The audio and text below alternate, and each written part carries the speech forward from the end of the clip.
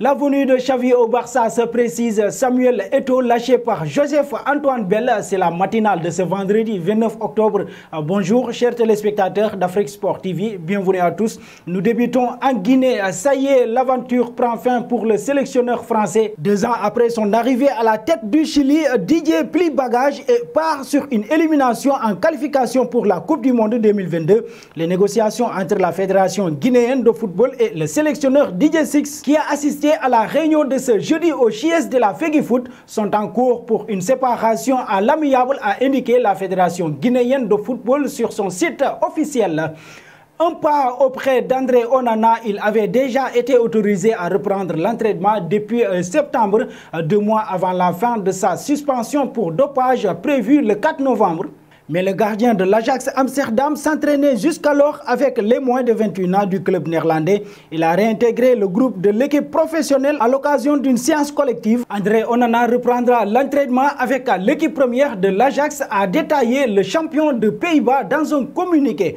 Parlons toujours des Camerounais. Samuel Eto'o a officialisé sur les réseaux sociaux le 21 septembre 2021 sa candidature à la présidence de la Fédération camerounaise de football. Sur la plateforme Afrique Football Media, Joseph-Antoine Bell s'est voulu clair pour ce sujet. L'ancien attaquant du Barça avait déclaré tout haut qu'il n'a pas seulement soutenu Seydou Mbobo Njoya, il avait déclaré l'avoir mis en place. Donc s'il a mis Seydou Mbobo Njoya pour se mettre lui-même, il n'a pas besoin de qu'on soutien, a-t-il analysé, a confié l'ancien lion indomptable.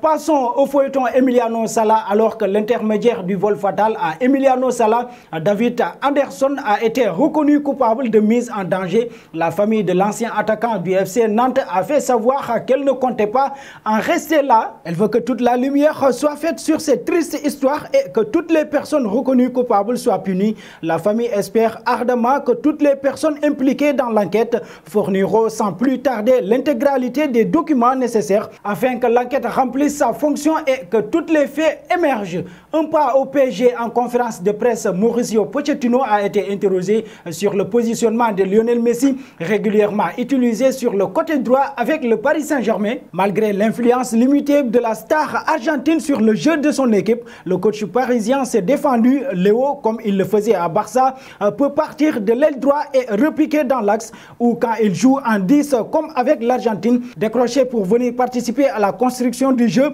Il peut jouer à n'importe quel poste, a assuré le technicien de 49 ans. Et pour appuyer ses propos, le natif de Murphy n'a pas hésité à citer Pep Guardiola. J'ai entendu Pep Guardiola dire récemment que Léo peut jouer partout dans le terrain. Terminons au Barça. Xavi devrait bien prendre la succession de Ronald Koeman.